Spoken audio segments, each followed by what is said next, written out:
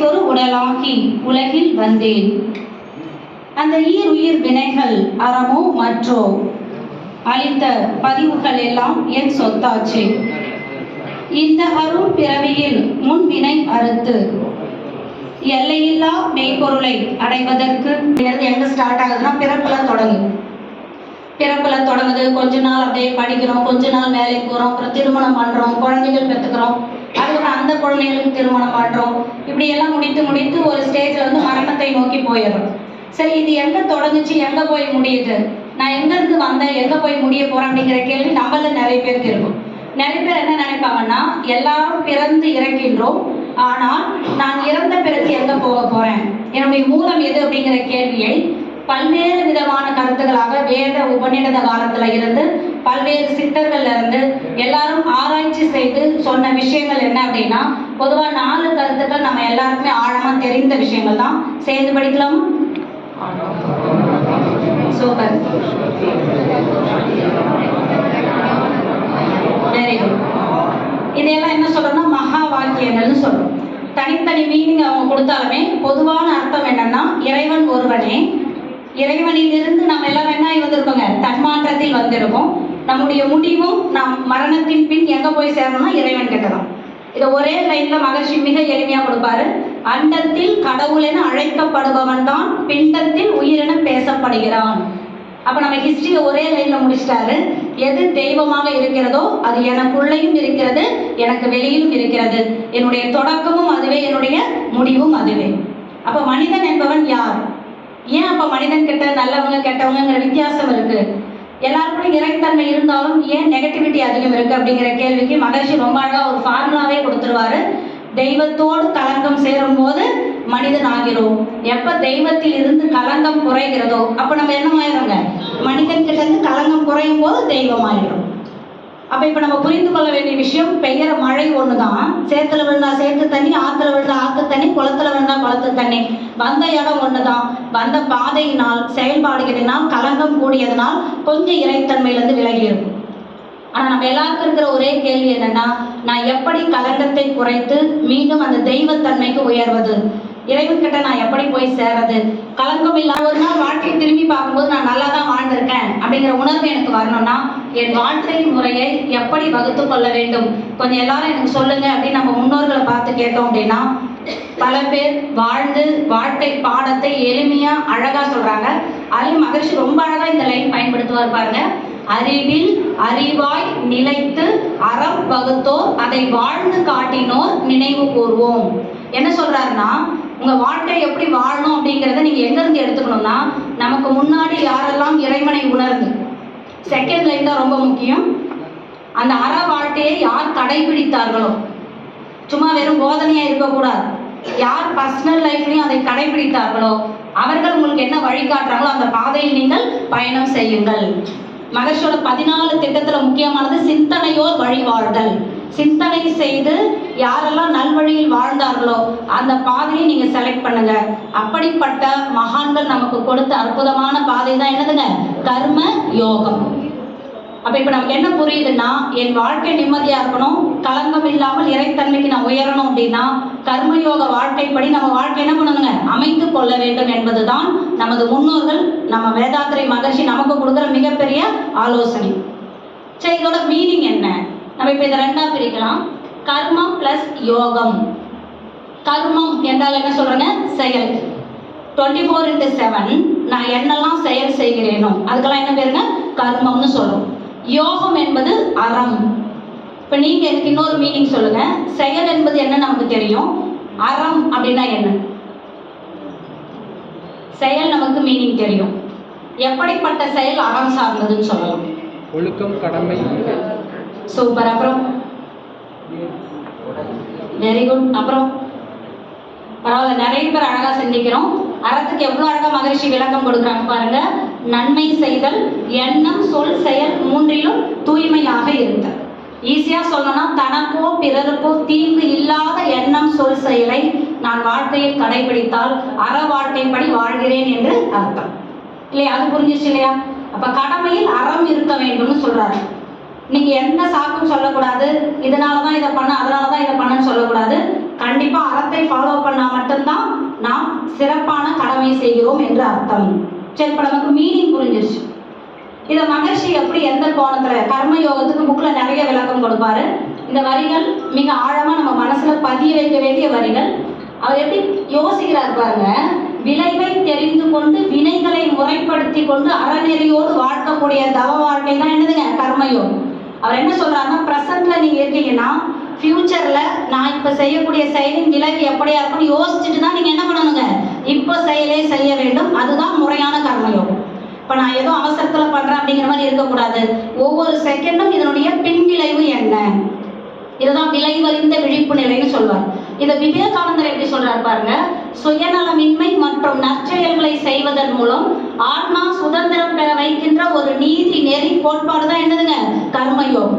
என்னுடைய கர்மத்தில் சுயநலம் இருக்கக்கூடாது, என் ஆன்மாவுக்கு விடுதலை தரக்கூடிய செயலாக இருக்க வேண்டும். அதுதான் முறையான கர்மயோகமாக இருக்கும்.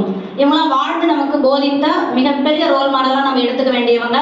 இன்னும் எளிமையா நம்ம லெவலுக்கு இறங்கி சொல்லணும்னா என்ன சொல்றாங்க பாருங்கன்னா, நீங்க ஒரு செவ்வாய் வெள்ளி கோயிலுக்கு போறீங்க, இல்ல சர்ச்சுக்கு போறீங்க, இல்ல பள்ளிவாசல் போறீங்க, அங்கதான் இறைவன் இருக்காரு, இறைவனை நான் வணங்குறேன் அப்படிங்கிற உணர்வில் இல்லாமல், நல்லா கவனிக்கணும் வார்த்தையை, பூஜையின் போது மட்டும் இறைவனை நினைக்காமல் எல்லா செயல்களிலும் இறைவனோடு மனதை லயித்து செய்வதுதான் என்னதுங்க கர்மயோகம். அதான் மகர்ஷி என்ன சொல்லுவாங்கன்னா, சுண்டல் கடலையை நைட்டு நீங்க எடுத்து தண்ணிக்குள்ள போடுறீங்க, காலையில் எழுந்திரிச்சு பார்த்தா சுண்டல் கடலைக்கு உள்ளேயும் தண்ணி வெளியிலையும் தண்ணி. அப்ப இறைவன் ஏதோ ஒரு இடத்துல இருக்கிறார், அங்க மட்டும் நான் போயிட்டு அவர் முன்னாடி நல்லா நடிச்சு செயல் சிறப்பா செய்யணும்னு சொல்லிட்டு வர்றது முறையான கர்மயோகம் அல்ல.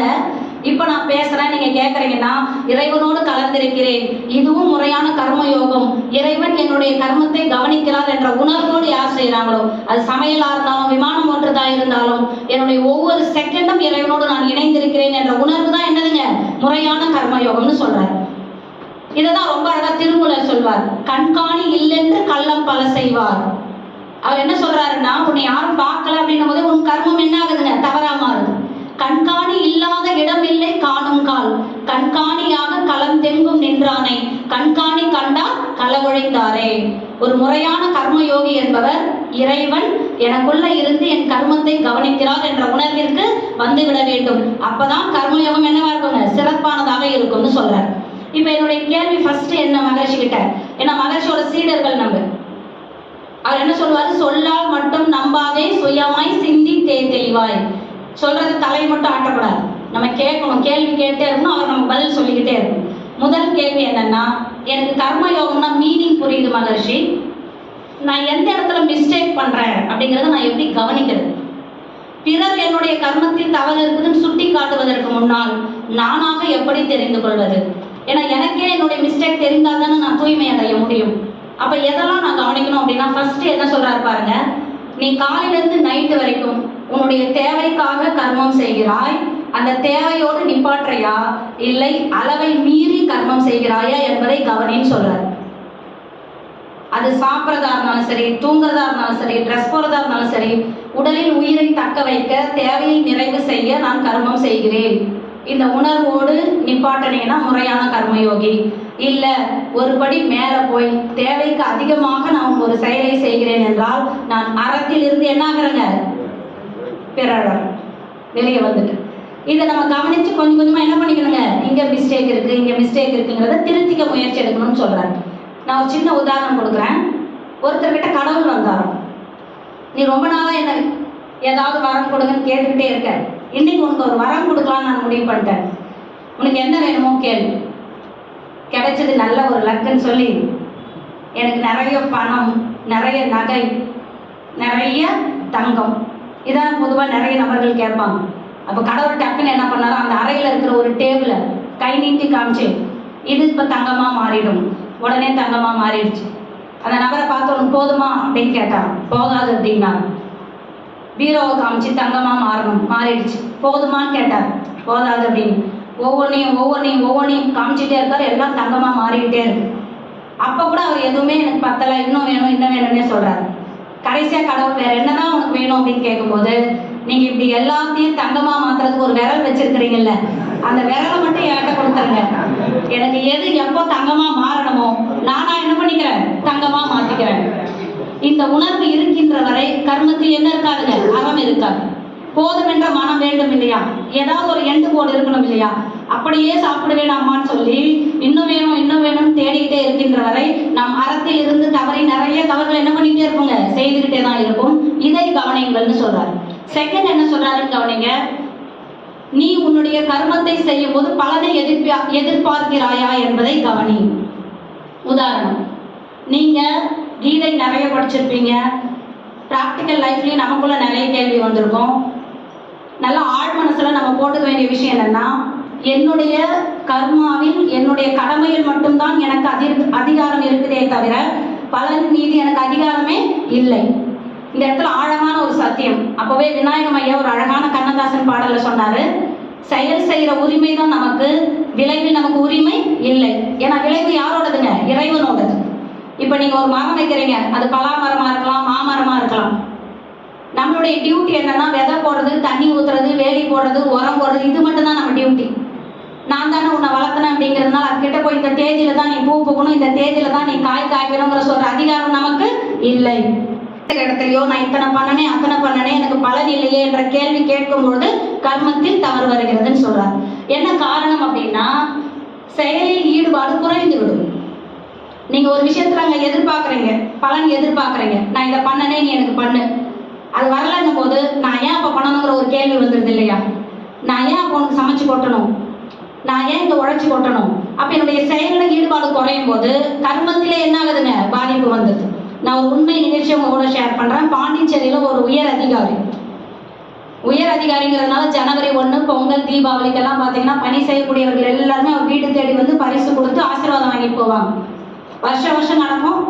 எழுந்திரிச்ச உடனே குளிச்சு முதல் வேலையா வாசல் வந்து உட்காந்து பாரு. இதுக்காகவே இப்போ 58 வயசு ஓய்வு காலம் வந்தாச்சு, ரிட்டையர்மெண்ட் வாங்கி வீட்டில் வந்துட்டாரு. முதல் வருட தீபாவளி எப்பயும் போல குளிச்சு வந்து வாசல்ல உட்காந்துட்டாரு. ஆனா அன்னைக்கு ஒரு பையன் வீட்டுக்கு வரல, எந்த கிஃப்டும் வரல, எந்த ஆசீர்வாதமும் யாரும் வரல. பொக்குன்னு போச்சு மனசே இருக்கு. அப்போ ஒய்ஃப் வந்து வாங்க உள்ள படையல் போகலாம், எல்லாமே ரெடி. இல்லைம்மா எனக்கு கொஞ்சம் மன வருத்தமா இருக்கு, இன்னைக்கு யாருமே வரல. அந்த அம்மா ஈஸியாக என்ன பண்ணிட்டாங்கன்னா, இவருக்கு ஒரு அட்வைஸ் கொடுத்தே ஆகணும்னு முடிவு பண்ணி அந்த வாரத்தில் வந்த வார மலரோ சிறுவர் மலரோ ஏதோ ஒரு புக்கில் ஒரு கதை வருது, இந்த கதையை கொஞ்சம் படிச்சுட்டு உள்ள வரீங்களா அப்படின்னு சொல்லிட்டு போயிட்டாங்க. கதை என்னன்னா, ஒரு ஊர்ல வந்து சாமி எடுத்துட்டு போறதுக்கு குதிரை ஏற்பாடு பண்ணியிருக்காங்க, ஊர்வலம் கொண்டு போறது. அன்னைக்கு அந்த குதிரை எங்கேயோ ஓடி போச்சு. சரி, கழுத மேலே ஏற்றி ஊர்வலம் கொண்டு போகலாம், வேற வழி இல்லை, இதான் நமக்கு இருக்கு. கழுத மேலே ஏற்றி ஊர்வலம் கொண்டு போறாங்க சாமியை. அவ எல்லாரும் விழுந்து விழுந்து வணங்குறாங்க, மாலை மரியாதை உபசரிப்பு பயங்கரமா. இப்போ இந்த கழுதுக்கு என்ன நினைப்புனா, நம்மளை தான் எல்லாரும் கவனிக்கிறாங்க, நம்மளை தான் மதிக்கிறாங்க, எவ்வளோ ஒரு மரியாதை நமக்கு அப்படின்னு ரொம்ப ஜாலியாக ஆடிக்கிட்டே போய்கிட்டு இருக்குது. இந்த ஃபங்க்ஷன்லாம் முடிந்து மறுநாள் சாமியெல்லாம் இறக்கி வச்சாச்சு. இப்போ கழுதை சும்மா தனியாக நடந்து வந்துட்டு இருக்கு. அப்போ அதே மரியாதை எதிர்பார்க்குறது. ஏன்னா யாரும் நம்மளை கண்டுக்க மாட்டேங்கிறாங்க, யாரும் வணங்க மாட்டேங்கிறாங்க, யாரும் மாறப்பட மாட்டேங்கிறாங்க அப்படின்னு சொல்லி கொஞ்சம் நம்ம வர்றது தெரியல போல ஒரு சவுண்ட் எழுப்போம் அப்படின்னு கத்தி கத்தி பார்த்துச்சு. இது கத்துறது கேட்டு இரிட்டேட் ஆகணும், எல்லாரும் என்ன பண்ண ஆரம்பிச்சிட்டாங்க, கல் எடுத்து ஓடுன்னு விரட்ட ஆரம்பிச்சிட்டாங்க. அப்பதான் அந்த கழுதைக்கு புரிந்தது, நேற்று கிடைத்த அந்த மரியாதை மாலை எதுவுமே எனக்கானது அல்ல, என் மீது இருந்த சிலைக்கானது. அப்ப நம்ம எல்லாரும் வாழ்க்கையில என்ன புரிஞ்சுக்கணும்னா, நம்ம ஒரு இடத்துல ஒரு பொறுப்புல ஒரு பதவியில இருக்கிறோம்னா அங்க என் கடமையை செய்ய வேண்டும் என்பது எனக்கு விதிக்கப்பட்ட விதி. அன்னைக்கு எனக்கு ஒருத்தர் மரியாதை கொடுக்குறாங்கன்னா அவங்களுக்கு என் மேல இருக்கிற பிரியம் என் பதவியின் காரணமாக கூட இருக்கலாம். ஒரு நாள் அந்த பதவி விட்டு நான் வெளியே வரும்போது எனக்கான மரியாதை குறையும் போது நான் அதை ஏற்றுக்கணும். நான் அதை ஏற்றுக்கலைன்னா இத்தனை நாள் அந்த மரியாதைக்காக தான் கடமை செய்தேனே தவிர என்னுடைய மனசாட்சிக்காக நான் கடமை செய்யலை அப்படின்னு தான் அர்த்தம். அப்போ எந்த இடத்துலையுமே பிறர்கிட்ட இருந்து வரக்கூடிய அந்த மரியாதையை நான் எதிர்பார்த்து கடமையை செய்ய கூடாது. குறிப்பாக மகர்ஷியோட இந்த பாடலை நல்லா ஆழ் மனசுல வச்சுக்கோங்க. நெற்றியில் உச்சியில் ஞாபகமாயிரு, எப்பயுமே ஆக்கினை துரியம் நல்லா செய்யன்னு சொல்றாரு. ஏன் தெரியுங்களா? உற்று உற்று பார்த்திடு உன்னை உலகை, பின் கற்றபடி நட கருத்து விழிப்புடன் பற்றற்று வாழும் பழக்கம் உண்டாகும். மகர்ஷி எப்பயுமே பிரச்சனையை மட்டும் பேச மாட்டாரு, தீர்வையும் பேசுவார். அவர் என்ன சொல்றாருன்னா, உன்னுடைய டியூட்டியில பலன் எதிர்பார்க்காம நீ இருக்கணும், பற்றற்ற நிலையில நீ செய்யணும்னா ஆக்கினை துரியம் நல்லா செய்யணும். அதை செய்தாலே இது என் கடமை, பலன் வந்தாலும் வரலினாலும் பரவாயில்லை என்ற உணர்வு உனக்கு வந்துவிடும்னு சொல்றாரு. இந்த டிப்ஸ் கொடுத்துட்டாருங்களா? அடுத்து என்ன சொல்றாருன்னா, அதையும் தாண்டி என் மனசு அக்செப்ட் பண்ணல, நான் உறவுகள் கிட்ட உன்னை எல்லாம் எப்படி வளர்த்தேன், உனக்கு ஏனியா எப்படி இருந்தேன், இன்னைக்கு என்னை திரும்பி பார்க்குறியா, அவனெல்லாம் வாழறதுக்கு நான் எவ்வளோ உதவியாக இருந்தேன் தெரியுமா, ஒரு காலத்தில் டீ குடிக்க கூட காசு இல்லாமல் இருந்தான், இன்னைக்கு என்னால் வளர்ந்துட்டு நன்றியே இல்லாமல் இருக்கிறானே அப்படிங்கிற வார்த்தைகளை எல்லாம் பயன்படுத்தும் போது மகிழ்ச்சி என்ன சொல்கிறாங்கன்னா, அந்த எதிர்பார்ப்பினால் நிம்மதி இருக்காது, ஏமாற்றம் இருக்கும், பிணக்கு இருக்கும், தவிப்பு இருக்கும், துன்பம் இருக்குமே தவிர நிச்சயம் நம்ம வாழ்க்கையில் மன நிறைவை பெறவே முடியாது. ஒரு உண்மை நிகழ்ச்சி, ஒரு கணவன் மனைவி, பெரும்பாலும் கணவன் மனைவி உறவுல தான் நமக்கு எதிர்பார்ப்பு அதிகமாக இருக்கும். ஏன்னா இத்தனை வருஷம் இவங்க கூட வாழறமே, இவ்வளோ பண்ணுறமே, இவங்க பதிலுக்கு எதுவுமே பண்ணலைங்கிற ஒரு கேள்வி வந்துக்கிட்டே இருக்கும். இப்போ நான் சொல்கிறது ஒரு உண்மை நிகழ்ச்சின்னு சொன்னேன். அந்த மனைவிக்கு கணவன் மேலே ஒரு எதிர்பார்ப்பு, அந்த எதிர்பார்ப்பு பூர்த்தி அடையல. அவங்க என்ன பண்ணுறாங்கன்னா, வேறொரு ஆணோட பழகி மிகப்பெரிய செல்வந்தர் ஒரு 50 லட்சம் ரூபாயை எடுத்து வேறொரு ஆண் கிட்ட கொடுத்துட்டாங்க. அந்த ஆண் இந்த அம்மா கூட பழகி ஏமாத்திட்டாரு. அந்த 50 லட்சம் எடுத்துட்டு கிளம்பியாச்சு. இந்த கணவனுக்கு நடந்த எல்லாமே தெரியுது. கம்ப்ளைண்ட் பண்ணுறாங்க ஸ்டேஷனில். இப்போ இவங்ககிட்ட விசாரணை வைக்கிறாங்க, கவுன்சிலிங் கொடுக்கணும் இல்லையா, என்ன பண்ணீங்க, எதனால் 50 லட்சம் கொடுத்தீங்க. அப்போ ஒரு லேடி வந்து கவுன்சிலிங் கொடுக்கும்போது கேட்குறாங்க, ஏன் உங்கள் கணவரை பிடிக்கல, ஏன் அவரை பிடிச்சது, எதனால் 50 லட்சம் கொடுத்தீங்க, உங்கள் கணவன் அடிப்பாரா, தண்ணி அடிப்பாரா, தம் அடிப்பாரா, வேறு பெண் கூட பழக்கமா. இந்த அம்மா எதுவுமே இல்லைன்னு சொல்கிறாங்க. ஏன்னா ஒரு பெண்ணுக்கு ஒரு கணவனை பிடிக்காம போகிறதுக்கு இந்த மாதிரி பெரிய விஷயங்கள் என்ன காரணமாக இருக்கும்னு நினச்சாங்க. அந்த அம்மா திரும்பி திரும்பி இதெல்லாம் இல்லைன்னு சொல்கிறாங்க. வேற என்னதான் பிரச்சனை அப்படின்னும் போது அந்த அம்மா சொன்ன ஒரு வார்த்தை அந்த கவுன்சிலிங் கொடுக்குறவங்களுக்கே அதிர்ச்சியாக இருந்துச்சு. என்னன்னா, எங்கள் வீட்டுக்கார் என்ன சாப்பிட்டியான்னு கேட்கவே மாட்டாரு. என் ஆழ் மனசுல அது ரொம்ப நாளாக இருந்துகிட்டே இருந்துச்சு. இந்த வீட்டுக்கு நான் இவ்வளோ உழைச்சி கொட்டுறேன், இந்த மனுஷனுக்கு எவ்வளோ பாடுபடுறேன், என்னை சாப்பிட்டியா, நல்லா இருக்கியா, மருந்து சாப்பிட்டியா, அது எனக்கு ரொம்ப நாளாக ஏங்கிட்டே இருந்ததுனால அந்த இன்னொரு ஆண் என்னை சாப்பிட்டியான்னு ஃபோன் பண்ணி எப்பயுமே கேட்பாரு, என் மேலே கேர் எடுப்பார், அதனால் அவரை பிடிச்சது, அதனால் 50 லட்சம் கொடுத்தங்கிறாங்க. இப்போ நம்ம கவனிக்க வேண்டிய விஷயம் என்னென்னா, வார்த்தை ஒன்று தான், ஆனால் அதை எதிர்பார்ப்புங்கிறது ஒரு மனநோயாக மாறிடும். ஒரு ஸ்டேஜில் ஒரு நாள் 2 நாளுங்கிறது பிரச்சனை இல்லை, பல நாள் அந்த ஏக்கம் இருக்கும் பொழுது இந்த இடத்துல கிடைக்காத ஒன்று இன்னொரு இடத்துல கிடைக்கும் போது வாழ்க்கையின் பாதையே என்ன ஆகுதுங்க, மாறி போகுது. அதனால மகிழ்ச்சி ஸ்டார்டிங்கில் என்ன சொல்லிடுவாங்கன்னா, நீ ஒரு இடத்துல எதிர்பார்ப்பு வைக்கிறதையே நிப்பாட்டிக்கும். ஒரு சில உறவுகள் நீ வாழ்க்கை வரைக்கும் மரணம் வரைக்கும் பயணிக்கணும்னு முடிவாயிடுச்சுன்னா அவங்க பண்ணாலும் பண்ணலைனாலும் அப்படியே அக்செப்ட் பண்ணி அவங்க கூட வாழ்ந்து உன்னுடைய கர்மத்தை சிறப்பாக செய்ய முடியும்னா செய். அப்படி ஒத்து போக முடியல, உன்னால் வாழ்க்கை சரி பண்ண முடியலனா நீ ஒதுங்கி தான் வரணுமே தவிர கூட இருந்து யாருக்கும் எந்த கஷ்டத்தையும் கொடுக்க கூடாது. இந்த 2 வார்த்தை மகிழ்ச்சி திருப்பி திருப்பி பயன்படுத்துவாங்க. ஒன்று, வாழ்க்கையின் மூலம் ஒத்துப்போங்க, அப்படி இல்லை என்றால் ஒதுங்கி வாங்க. ஆனால் இந்த எதிர்பார்ப்பின் காரணமாக நான் தவறு செய்தேன் என்று நம்ம கருமையத்தை என்ன பண்ணிக்க கூடாதுங்க, கலங்கம் செய்து கொள்ள கூடாது. என்ன காரணம்னா, கவனிங்க, இதை கடமையை செய்யும் போது ஏன்னா நம்ம மனசுல இதுதான் அதிகமாக இருக்கும். பலன் அனுபவித்தவர்களிடம் நமக்கு உரிமை இருக்கிறது என எண்ணி பலனை எதிர்பார்த்தல். இந்த இடத்துல நல்லா புரிஞ்சுக்கோங்க. கடமையை செய்யும் போது யார்கிட்டையும் நமக்கு உரிமையே கிடையாது. குழந்தைய வளர்த்தும் போது இது என்ன வயசான காலத்தில் பார்த்துக்கணும் அப்படிங்கிற உரிமை எடுத்துக்கவே கூடாது. கணவன் மனைவியாக இருக்கலாம், வேலை செய்கிற இடமா இருக்கலாம், நான் அவனுக்கு பண்ணனே அப்படிங்கிறத பேசினாலே நம்ம அவங்ககிட்ட உரிமை எடுத்துக்கணும் தான் அர்த்தம். நீங்கள் ஒருத்தருக்கு ஒரு விஷயம் பண்ணுறீங்கன்னு வைங்களேன், இறைவன் உங்கள் மூலயமா பண்ணுறாரு, அவ்வளோதான். மற்றபடி நம்ம நேரடியாக யாருக்கும் பண்ணலை, அதனால் அவங்ககிட்ட உரிமை எடுத்துக்கொள்ள வேண்டிய அவசியம் நமக்கு இல்லை. இப்போ மகிழ்ச்சி நமக்கு எத்தனை பண்ணியிருக்காரு, அவரும் நம்மளும் யார், நம்ம எல்லாரும் என்ன அவர் கூட பிறந்தவங்களா, அவர் குடும்ப உறுப்பினர்களா? ஆனால் நமக்கெல்லாம் உடற்பயிற்சி கொடுத்து நல்லா இருக்கணும், நமக்கெல்லாம் தவம் கொடுத்து நல்லா இருக்கணும், உலகத்துக்கே இவ்வளோ பெரிய விஷயத்த பண்ணிட்டு நமக்கிட்ட அவர் என்ன எதிர்பார்த்தார்? உரிமை இருக்குதுன்னு நினச்சாரா? எனக்கு இவ்வளோ அமௌண்ட் கொடுங்கன்னு சொன்னாரா? குரு காணிக்கை இது வேணும்னு கேட்டாரா? எந்த இடத்துலையுமே மகர்ஷி ஒரு குருவா நான் இதை உங்களுக்கு பண்ணுறேன், சீடராக எனக்கு பண்ணுங்கன்னு கேட்டதே கிடையாது. மகர்ஷி கிட்ட போய் நீங்கள் இத்தனை பாட்டு 1800 பாட்டு எழுதுனீங்களே மகர்ஷி, எப்படி அப்படின்னும் போது கூட அவர் என்ன சொல்றாருன்னா, நான் எழுதல, இறைவன் என் மூலமாக மக்களுக்கு சொன்னார். அப்போ என் குழந்தைய வளர்த்துறோம்னா இறைவன் என் மூலமாக அந்த ஆன்மாவுக்கு உதவி செய்து, நான் பணி செய்கிற இடத்துல ஒரு வேலை செய்கிறேன்னா இறைவன் என் மூலமாக இந்த கடமையை செய்ய வைக்கிறான். நான் ஒரு கருவிதானே தவிர நான் இதுக்கு முழு பொறுப்பாளி கிடையாது. அதனால பலனை அதுக்கு அந்த அனுபவிக்கிறவங்களுக்கு நான் நேரடி தொடர்பே கிடையாது. இறைவன் அவங்களுக்கு கொடுக்கணும்னு நினைச்சதை என்ன பண்ணாங்க, என் மூலம் கொடுக்குறான், என் மூலம் கொடுக்குறான், என்னை கருவியாக பயன்படுத்திக்கிறானே தவிர மற்றபடி முழு பொறுப்பும் எனக்கானது இல்லை. இதை நீங்கள் எப்போ ஆழ் மனசில் புரிஞ்சுக்கிறீங்களோ அப்போ நம்ம ஏமாத்துறவங்க மேலே நமக்கு என்ன வராதுங்க, வெறுப்பு வராது, கோபம் வராது.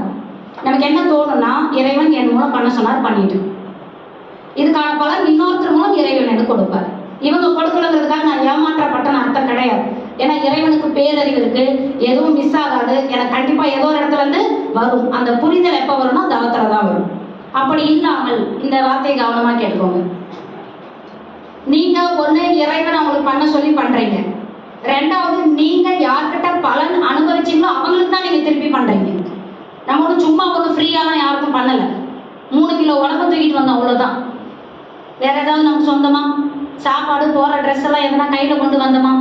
3 கிலோ உடம்பு, இன்னைக்கு இவ்வளோ வெயிட்டு, இவ்வளோ அறிவு, இவ்வளோ உலக இருக்கும், இவ்வளோ ட்ரெஸ்ஸு, இதெல்லாம் யார் கொடுத்ததுன்னா டோட்டல் சமுதாயமும் சேர்ந்து கொடுத்துச்சு. அதனால தான் மகிழ்ச்சி எழுதுவாங்க, கைப்பிடி உணவில் உலக ஒற்றுமை கண்டிடு, உழைப்பினால் பதில் உலகிற்கு தந்திடு. உலகமே சேர்ந்து என்னை வாழ வச்சதுனால நான் பதிலுக்கு என்ன பண்றேங்க, கடமை செய்யறேன், கர்மா செய்யறேனே தவிர நான் ஒன்றும் பெரிய பெருந்தன்மையா ஃப்ரீயாகவும் ஒன்றும் பண்ணல. வாங்கின கடனை திருப்பி கொடுத்துக்கிட்டு இருக்கேன். அதுவும் இந்த பிறவி முடிகிறதுக்குள்ள கொடுத்துட்டோம்னா மிகப்பெரிய ஒரு வாய்ப்பு. இல்லைன்னா பிறவி என்னாயிட்டே இருக்குங்க, தொடர்ந்துகிட்டே தான் இருக்கும். அதனால எந்த செகண்டுமே நீங்களா பெருந்தன்மையோடு பண்றீங்க, நீங்க தான் மற்றவங்களோட உயரத்துல இருக்கீங்க பண்றதுல அப்படின்னால நினைக்கவே கூடாது.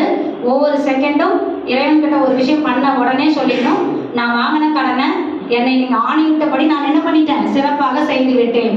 மற்றபடி இதுக்கும் எனக்கும் எந்த சம்பந்தமும் இல்லை. அந்த உணர்வு நிலையை பற்றி நாம் புரிந்து கொள்ளாமல் பல நேரத்தில் நமக்கு ஒரு தொய்வு வரும்போது, நான் கடமையை மட்டும் செய்யணுமா, கர்மாவை சிறப்பாக செய்யணுமா, ஆனால் பலனை எதிர்பார்க்க கூடாது. அப்புறம் நான் எதுக்கு கடமை செய்யணும், நான் ஏன் செயல் செய்யணும்? மரம் வச்சா பழம் சாப்பிட்ற ஆசை எனக்கு இருக்கு தானே செய்யணும். பழம் சாப்பிட்ற உரிமையும் உனக்கு இல்லை அப்படின்னா நான் ஏன் செயல் செய்யணும் அப்படின்னு ஒரு கேள்வி கேட்டால் நீங்கள் என்ன பதில் சொல்வீங்க? அதாவது பலனில் அதிகாரம் இல்லை என்று சொல்லும்போது செயலே செய்யாமல் நிப்பாட்டிட்டா என்ன? நிப்பாட்டிடலாமா? நிப்பாட்டினா என்ன நடக்கும்? செயலே செய்யாமல் நிப்பாட்டுறதை பத்தி எவ்வளவு அழகான விளக்கம் கொடுக்குறாங்க பாருங்க. நீங்க பிசிக்கல் பாடியில செயல் செய்யலினாலும் மனம் இயங்கும். டோட்டலா கோமா ஸ்டேஜ் கூட நம்ம போக முடியாது. அதே போல கீதை என்ன சொல்லுதுன்னா, செயல் செய்வதை நிறுத்துபவர்கள் பொய் ஒழுக்கம் உடையவர்கள்னு சொல்லுது. இங்க நல்லா நம்ம கவனிக்க வேண்டிய விஷயம் என்னன்னா, கடமையெல்லாம் விட்டுட்டு செயல் செய்யாம ஒரு இடத்துல போய் சாப்பிட்டு சாப்பிட்டு தூங்குறவங்க பாவத்தை தான் கூட்டிக்கிறாங்களே தவிர புண்ணியம் கிடைக்காது. ஏன்னா மகரிஷி என்ன வரி பயன்படுத்துறாரு பாருங்க, செயல் செய்வதன் மூலம் தான் இறை உணர்விற்கு நம்ம என்ன பண்ண முடியுங்க, வழிவகுக்க முடியும். தியானம் என்பது ஒரு செயல் தானே, உடற்பயிற்சி என்பது ஒரு செயல் தானே, காய்கற்பம் என்பது ஒரு செயல் தானே. இந்த செயலெல்லாம் செய்தாதானே களங்கத்தை போக்கி இறைவனை உணர முடியும். எந்த செயலும் செய்யாம நான் இருப்பேன் அப்படின்னு சொன்னா நான் பக்குவம் அடையாத ஒரு மெச்சூரிட்டி இல்லாத சோலாக, பிஞ்சில வெப்பன சோலா தான் இருக்கும். இதை ஓப்பனா எவ்வளவு அழகா பேசுறாரு பாருங்க. இதை விட எளிமையா யாருமே பேச முடியாது. செயலே செய்யாம பக்குவம் அடையாதவர்களை எப்படி சொல்றாரு பாருங்க, உற்ற உலகியலோடு ஒட்டி ஒழுகி இல்லற மாற்றி பெற்ற அறிவின் உயர்வே பெரும் துறவு. நீ குடும்பத்துக்குள்ள இருந்து 4 பேர்கிட்ட இடி வாங்கி அடி வாங்கி 4 பேச்சு வாங்கி வேலை செய்யற இடத்துல 4 மிதி வாங்கி இதெல்லாம் உள்ள போய் பக்குவம் அடைந்து அப்பையும் நீ கர்மாவை சிறப்பா செய்தினாதான் நீ என்னதுங்க, உயர்ந்த ஆன்மா. அப்படி இல்லாம என்னை திட்டத்துக்கு யாரும் ஆள் இல்லை, என்னை குறை பேசுறதுக்கு யாரும் ஆள் இல்லை, ஆனா நான் பெரிய பக்குவ நிலை அப்படின்னு சொல்லிக்கிட்டா அதை எப்படி சொல்றாரு பாருங்க, மற்ற வழி முற்றாத காயதனை மூடி வைத்தே கனிய பெற்றது போலாவும் அது பிழைன்னு சொல்றாரு. ஒரு காய் முத்துறதுக்கு முன்னாடி பிஞ்சில வெப்பனா எப்படியோ அப்படி உலகியலோடு இருந்து செயல் செய்யாமல் பக்குவம் அடைய நினைப்பவர்கள் முழுமை நிலை அடையவே முடியாது. ஏனென்றால் அந்த செயலை அவங்க நிப்பாட்டுறதுனால, சமுதாயத்தில் கடனை திருப்பி கொடுக்காம விடுறதுனால, பல பேருடைய கடமை விடுபட்டு போறதுனால சமுதாயத்தில் என்ன ஆகுங்க, ஏழ்மை அதிகரிக்கும். நம்ம ஒவ்வொருத்தருக்கும் கடமை இருக்கு. அது குடும்ப கடமையா இருக்கலாம், சமுதாய கடமையா இருக்கலாம். நான் யாருக்கு எந்த கடமை பண்ணணும் நான் பண்ணிடணும், நீங்க பண்ணணுமா பண்ணிடணும், நீங்க பண்ணணுமா பண்ணிடணும். அப்ப எல்லாரும் சேர்ந்து கடமையை பண்ணும்போது சமுதாயம் என்ன வளரும். நான் கடமையே பண்ண மாட்டேன்னு ஒதுக்குறேன், பண்ணாலும் தப்பா பண்ணுவேன்னு ஒதுக்குறேன் அப்படின்னா சமுதாயத்தில் குறைபாடு தான் அதிகரிக்கும். நம்ம எல்லாருக்குமே மிகப்பெரிய ஒரு மனதளவில் மரியாதையுடைய ஒரு விஞ்ஞானி அப்படின்னா இவர் தான். காட் பார்ட்டிகளை பற்றி பேசுறாரு ஸ்டீஃபன் ஹாக்கிங். உடல் பார்த்தாலே நமக்கு தெரியுது எத்தனை ஊனம். இவர் மாதிரி இருந்தால் நம்மளாம் எந்த விஷயத்தையும் பண்ண மாட்டோம், வீட்டில் தான் முடங்கி இருக்கும். ஆனால் இறைத்துகள் எப்படிப்பட்டது என்ற அளவுக்கு ஆராய்ச்சி செய்தார். அப்போ பல பேர் இவர்கிட்ட போய் கேட்குறாங்க, இவ்வளோ உடல் ஊனத்தில் ஏன் இப்படி கஷ்டப்படுறீங்க சமுதாயத்துக்காக, ஏன் கடமையை செய்தே தீரணும்னு நிற்கிறீங்க? அப்போ இவர் சொல்றார், நான் என் சமுதாயத்தை நேசிக்கிறேன், அன்பு செலுத்துகிறேன், என் மரணத்திற்குள்ளாக நான் என்னெல்லாம் பண்ண முடியுமோ சமுதாயத்துக்கு பண்ணணும், அப்பதான் சமுதாயத்தில் குறைபாடு இல்லாமல் இருக்கும்னு சொன்னார். நான் நம்ம மகரிஷியே சொல்றேன், 95வது வயசுல இறைநிலையின் தன்மாற்ற சரித்திரம்னு ஒரு புக் எழுதுறாரு. அப்ப நிறைய பேராசிரியர்கள் மகரிஷிட்ட போயிட்டு 95 வயதில் ஏன் கஷ்டப்படுறீங்க, மகரிஷி எழுதின லாஸ்ட் புக் அதுதான். வாய்ப்பு கிடைத்தால் கண்டிப்பா படிங்க. நேரடியாக அவர் எழுதின லாஸ்ட் புக். நீங்க ஏன் இவ்வளவு கஷ்டப்படுறீங்க, வருத்திக்கிறீங்க? அப்ப மகரிஷி சொன்ன ஒரே வரி இன்னைக்கு இந்த தேதியில நம்ம ஆழ் மனசுல வச்சுக்கணும். அவர் என்ன சொன்னாருன்னா, நான் இன்னும் சாப்பிட்டுட்டு தானே இருக்கிறேன். எனக்கு சாப்பாடு யார் கொடுக்குறா? சமுதாயம். நான் உழைக்க முடியுமா? முடியாது. உடல்ல வயோதிகம் வந்துருச்சு. ஆனா வாங்கி சாப்பிட்ற சாப்பாட்டுக்கு நான் திருப்பி எதனா பண்ணணும் இல்லை. அப்ப எனக்கு கொஞ்சம் அறிவு இருக்கு, அதை புக்கா எழுதி மக்கள்கிட்ட நான் கொடுத்தால் நான் வாங்கிய கடனை திருப்பி கொடுத்தேன் என்ற உணர்வு வரும்னு சொன்னார். பார்த்தீங்களா? அப்படிப்பட்ட உணர்வு நம்ம ஒவ்வொருத்தருக்கும் வந்தா மட்டும்தான் கர்மாவின் பின்வாங்கிறது, விட்டு கொடுக்கறது இதெல்லாம் இல்லாம சிறப்பா செய்து சமுதாயத்தினுடைய உயர்வுக்கு நம்மளுடைய பங்களிப்பு நிச்சயம் எப்படி இருக்க முடியுங்க? கண்டிப்பா இருக்க முடியும். இதை பத்தி மகரிஷியோட ஒரு பாடல். நான் எப்பயுமே மகரிஷி பாடலை நிறைய படிக்கணும்னு சொல்லுவேன். ஏன்னா ஒவ்வொரு வரியுமே ஒரு PhD மாதிரி தான். நீங்க வாரம் ஒரு முறை ஒரு பாடல் படிக்கிற பழக்கம் வச்சுக்கலாம். ஒரு பேப்பர்ல எழுதி பாக்கெட்ல வச்சுக்கலாம், வீட்டில் ஃப்ரிட்ஜில் ஒட்டிக்கலாம். போகும்போது வரும்போதெல்லாம் அதை பார்த்து படிக்க படிக்க படிக்க அவர் தத்துவம் நல்லா நம்ம மனசுக்குள்ள போகும். எவ்வளவு அழகா சொல்றாரு பாருங்க, பிறர் நலத்துக்கு உதவாத உடல் வலிவும் அறிவும். உங்கள்கிட்ட நல்ல உடல் ஆரோக்கியம் இருக்கு, அறிவு இருக்கு, ஆனா அது பிறருக்கு பயன்படலை அப்படின்னா பெற்ற பிறவியும் மதிப்பும் விலங்கினத்தை போல, நீ விலங்குக்கு சமமானவர்கள் அப்படின்னு சொல்றார். என்கிட்ட உடல் இருக்குது, அறிவு இருக்குது, ஆனா நான் சமுதாயத்துக்கு பயன்படுத்த மாட்டேன், சுயநலமா தான் இருப்பேன் அப்படின்னா நீ விலங்கோடு உன்னை ஒப்பிட்டு பார். 6வது வரை மனிதன் நிச்சயம் அப்படி வாழ கூடாது. 3வது வரையில் என்ன சொல்றாரு பாருங்க, பிறர் உழைப்பின் விளைவாலும் பிறர் உதவியாலும் பிழைக்கின்றோம் என்ற உண்மை மறவாதோன் தான் மனிதனாய் இருக்க முடியும்.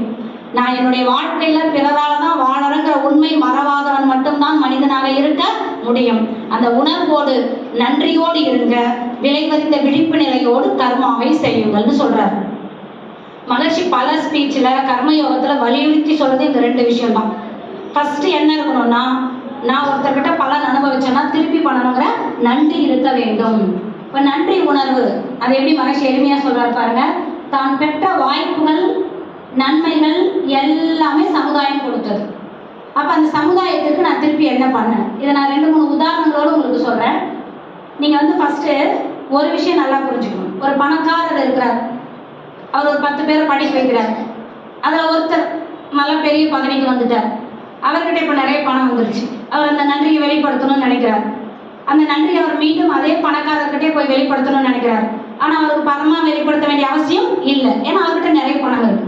அப்ப அவர்கிட்ட என்ன பண்ணலாங்க, ஒரு சின்ன தேங்க்ஸ், அந்த விசுவாசம் வாழ்க்கை ஃபுல்லா இருக்கணும், அவர்கிட்ட நன்றியா இருக்கணும். ஆனா அந்த நன்றி எங்க வெளிப்படுத்தணும், எங்க வெளிப்படுத்தணும்? இவர் இன்னும் ஒரு 10 பேரை படிக்க வைக்கிறது, இவர் இன்னும் ஒரு 10 பேரை உருவாக்குறது. இப்ப நான் வாங்கினவங்க கிட்டே தான் திருப்பி கொடுத்தா பெனிஃபிட், அதான் எனக்கு புண்ணியம், தப்பா நினைச்சிடாதீங்க. இந்த இடத்துல நல்லா புரிஞ்சுக்கோங்க. ஒருத்தர் எனக்கு பண்ணிட்டாங்கன்னா அவங்கள நான் மறக்கக்கூடாது, அவங்க மேல நன்றியா இருக்கணும். ஆனா திருப்பி கொடுத்தா அவங்களுக்கு அது பெரிய விஷயமா இருக்காது. நான் ஒரு பொருள் வாங்கி கொடுத்தாலும் அவங்க வீட்டில் ஒரு வாரம் தான் இருக்கும்னா அங்கேயே கொடுத்து வேஸ்ட் பண்ணாதீங்க, இன்னொரு தேவை இருக்கிற இடத்துல கொடுங்க, அதுக்கு இது என்னவுங்க சமமாகும்னு சொல்றாரு. அப்ப இதை நம்ம நிச்சயம் ஃபாலோ பண்ணணும். அதே போல ரொம்ப முக்கியமான விஷயம் என்னன்னா, நன்றியை வெளிப்படுத்துற உரிமை மட்டும்தான் நமக்கு உண்டே தவிர நன்றியை எதிர்பார்க்கும் உரிமை நமக்கு இல்லை. ஏன்னா இறைவன் சொன்னதுனாலதான் நீங்க பண்ணீங்க. அவங்க நன்றி சொல்லணும், இறைவனுக்கு சொல்லணும், அவ்வளவுதான். நமக்கு சொல்ல வேண்டாம். நீங்க என்ன பண்ணிக்கணுங்க, பற்றற்ற நிலைக்கு வந்துடணும். ஆனா நம்ம என்ன பண்ணணும்னா, அல்பத்தனமா பல நேரத்துல ஒரு பர்ஸ் கீழே விழுந்தா, முன்னாடி போறவங்க பர்ஸ், நம்ம அதை எடுத்து கொடுக்குறோம். அவங்க ஒரு அவசரமா நடந்து போய் நமக்கு நன்றி சொல்லலைன்னா அடுத்த செகண்ட் நமக்கு என்ன தோணுதுங்க, யதார்த்தமா சொல்லுங்க, பர்ஸ் எடுத்து கொடுத்தேன், ஒரு தேங்க்ஸ் சொல்ல தெரியுதா இந்த மனுஷனுக்கு, இதுதான் தப்புன்னு சொல்றாங்க. உண்மையிலே நீ பெருந்தன்மை நல்ல மனசு உடையவர்களா இருந்தா செய்துட்டு கடந்து வந்துரு. திருப்பி அவங்க தேங்க்ஸ் சொல்லலையே, அவங்க கிட்ட அந்த நன்றியிலேயே எதிர்பார்க்காத. மம்முட்டி நம்மள நிறைய பேருக்கு தெரிந்த ஒரு நடிகர், நிறைய படத்துல நம்ம பார்த்துருப்போம். அவருடைய புக் எழுதுறாரு, ஒரு புக். அதுல என்ன சொல்றாருன்னா, நான் ஒரு முறை இரவு நேரத்துல காரில் பயணம் செய்தேன். அப்ப நல்ல மழை பெய்தது.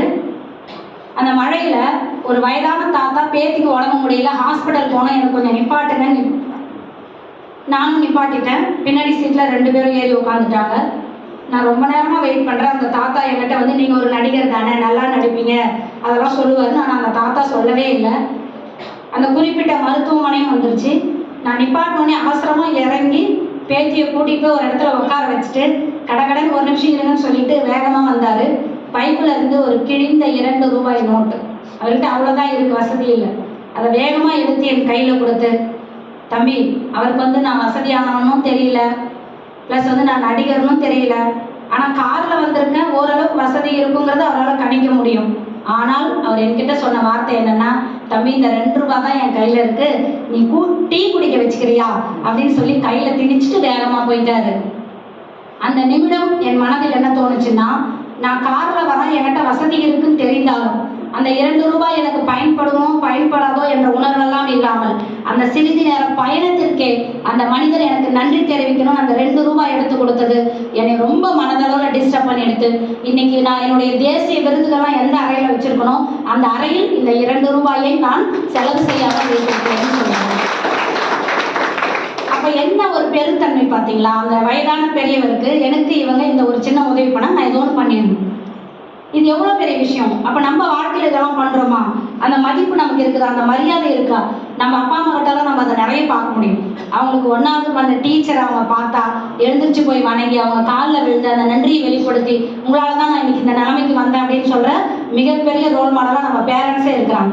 அப்படிப்பட்ட நன்றி உணர்வாளர்களாக நாம் இருக்கிறோமா அப்படிங்கிறத பார்க்கணும். அதே போல் நான் சொன்னேன் இல்லைங்களா, ஒரு விஷயத்தை அப்படியே செய்யணும்னு அவசியம் இல்லை, வேற பார்வையில் கூட செய்யலாம் அப்படின்னு சொல்லி. மிகப்பெரிய தொழிலதிபர், உங்களுக்கு தெரிந்தவர் தான், ஆனால் நான் பேர் சொல்ல விரும்பலை. அவர் என்ன பண்ணுறாருன்னா, ஒரு முறை திருப்பதிக்கு போய் ஒரு 5 லட்சம் உண்டியலில் போட போனார். அப்போ கூட வந்தவர் சொன்னாரா, உங்களுக்கு இந்த 5 லட்சம் கடவுளுக்கு கொடுக்கணும், கடவுளுக்கு நன்றி சொல்லணும்னு நினைக்கிறீங்க, அவ்வளோதானே. இப்போ அந்த 5 லட்சத்தை நீங்கள் உண்டியலில் போட்டு கடவுளுக்கு நன்றி சொன்னீங்கன்னா அந்த இருக்கிற பணத்தில் இன்னும் பணம் தான் அதிகமாகும். ஆனால் நான் உங்களுக்கு இன்னும் எளிமையாக கடவுள்கிட்ட இது போய் சேர்றதுக்கு ஒரு வழி சொல்லட்டுமா? இங்கே நிறைய முதியவர்கள், குழந்தைகள், கர்ப்பிணி பெண்கள் இந்த திருப்பதியில் அந்த குடோனில் அடைஞ்சி சாமியை போய் பார்த்தா ஒரு 2 மணி நேரம், 3 மணி நேரம், 4 மணி நேரம் பாத்ரூம் சாப்பாட்டுக்கெல்லாம் கஷ்டப்படுறாங்கல்ல, அவங்களுக்குலாம் ஸ்பெஷல் டிக்கெட் இருக்குல்ல, சீக்கிரம் 1 மணி நேரத்தில் சாமி பார்க்குற மாதிரி. அந்த மாதிரி இந்த 5 லட்சம் ரூபாய்க்கு நம்ம டிக்கெட் வாங்கிக்கலாம். யாராலெல்லாம் அந்த குடோனில் இருக்க முடியாதோ அவங்களுக்குலாம் இந்த டிக்கெட்டை கொடுத்து கடவுளை போய் சீக்கிரமாக பார்க்க நம்ம வழி ஏற்பாடு பண்ணி கொடுத்தா அந்த உண்டியலில் போகிறத விட இதுதான் மிகப்பெரிய புண்ணியத்தை கொடுக்கணும்னு சொல்கிறாங்க. எவ்வளோ பெரிய நல்ல வழி பார்த்தீங்களா? திருவண்ணாமலை தான் என்னுடைய சொந்த ஊர். பௌர்ணமி பற்றி உங்களுக்கு நல்லாவே தெரியும். அந்த கிரிவலம் முடிஞ்சு நீங்கள் அந்த பாதையில் போனீங்கன்னா வழியெல்லாம் சாப்பாட்டு போட்டணும், தண்ணி பாக்கெட் தரையில் இருக்கும். ஏன்னா எல்லாரும் என்ன நினைப்பாங்கன்னா, நான் நன்றியை வெளிப்படுத்துகிறேன் இறைவனுக்கு, சமுதாயத்துக்கு கொடுக்குறேன் அப்படின்னு சொல்லி 1 கிலோமீட்டருக்கு 1/2 கிலோமீட்டருக்கு அங்கங்கே நின்று சாப்பாட்டு போட்டலும் கொடுத்துக்கிட்டே இருப்பாங்க. அங்கே வர்றவங்களும் பசி இருந்தால் வாங்கவும், இல்லைன்னா வாங்க வேண்டாம்னு இருக்க மாட்டாங்க. வாங்கி வாங்கி சாப்பிட்டு பார்த்துட்டு கீழே போட்டு போயிட்டே இருப்பாங்க. அத்தான சாப்பாடு வேஸ்ட்டாக போயிருக்கும்.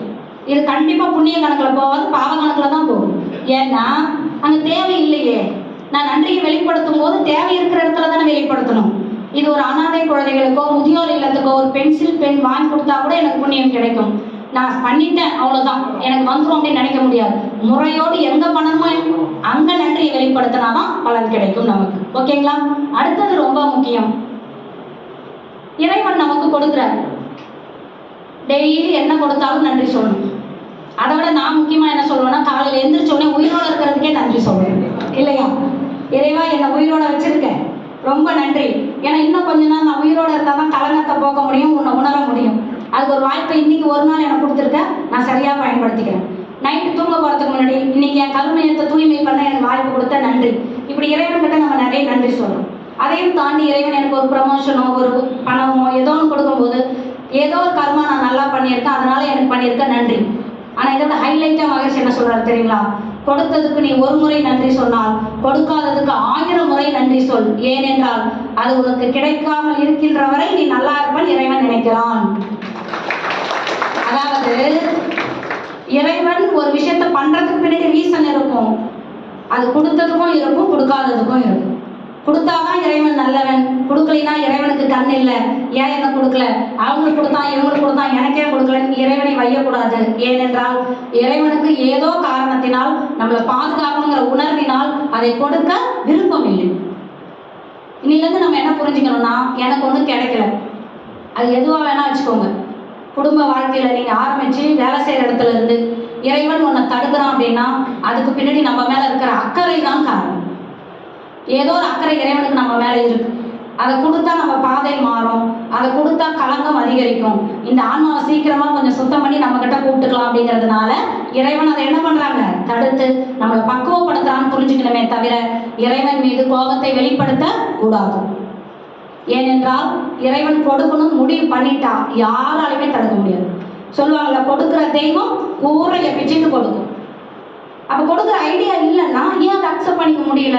இன்னிலிருந்து நம்ம முடிவு பண்ணுறோம், ஏமாற்றம் வேண்டாம், விரக்தி வேண்டாம், சந்தோஷமாக ஏற்றுக்கலாம். ஏன்னா இறைவனுக்கு என் மேலே பிரியம் இருக்கு.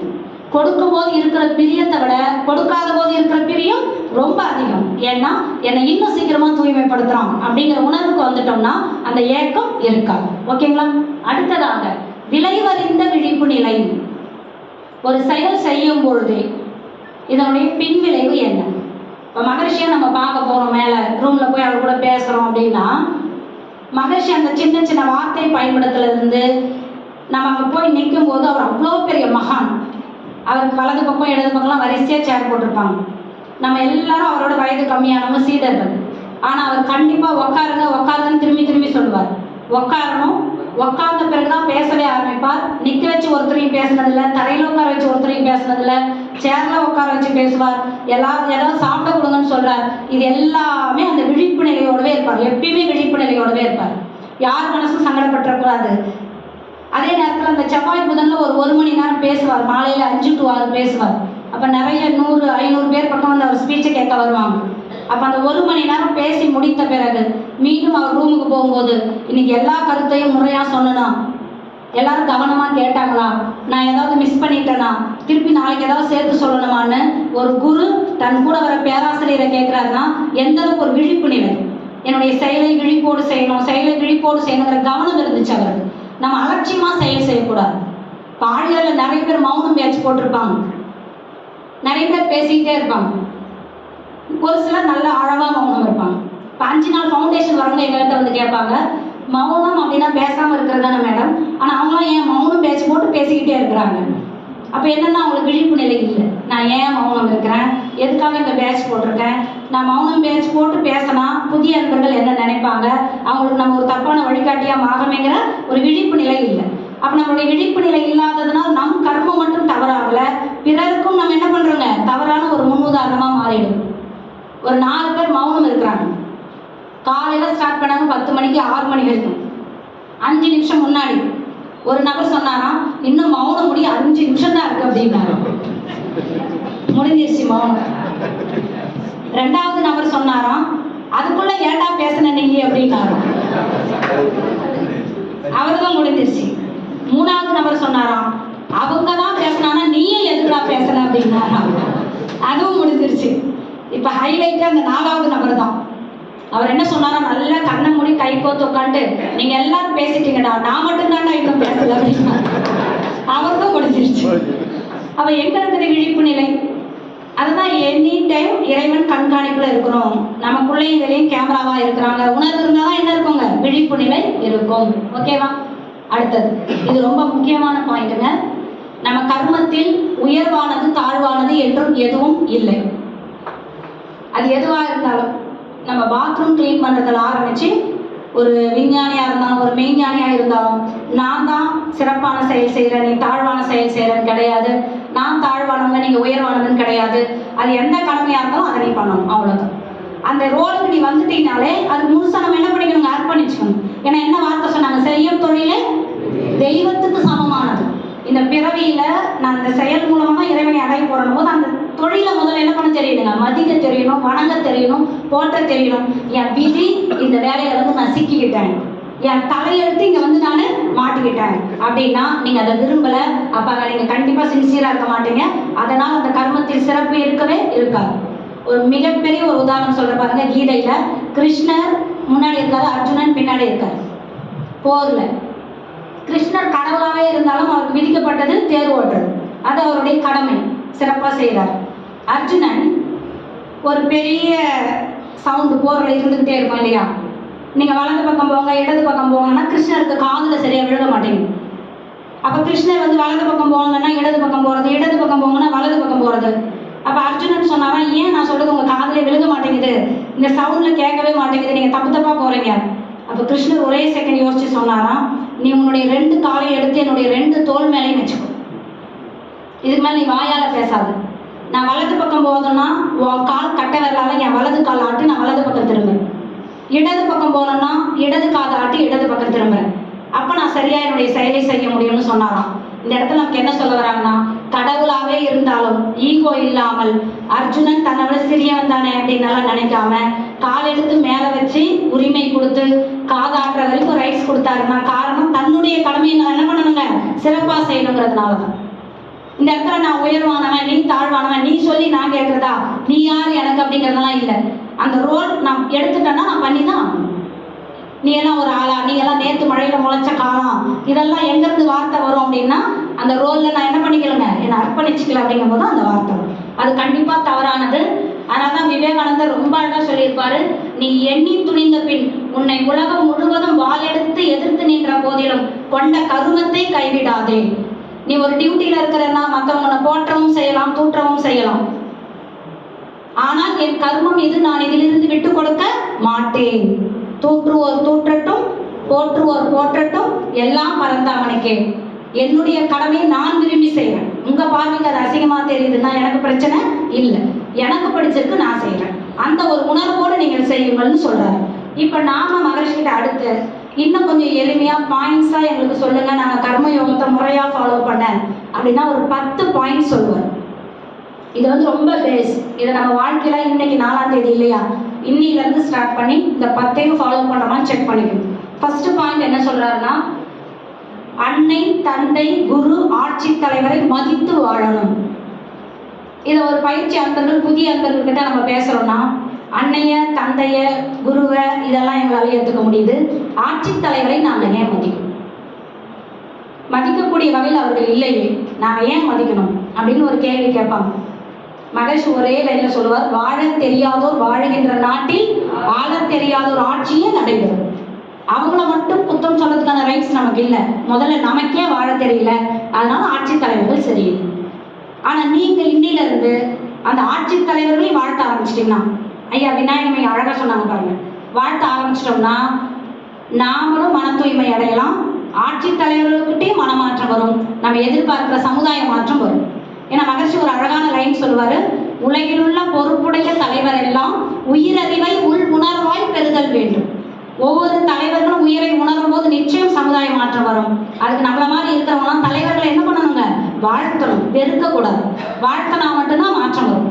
நமக்கு நிறைய பொற்கை வேந்தன், மனுநீதி சோழன், எத்தனையோ வரலாறு முன்னோர்கள் வாழ்ந்து காமிச்சு சொல்லியிருக்காங்க. அப்படிப்பட்ட தேசம் தான் நம்ம தேசம்.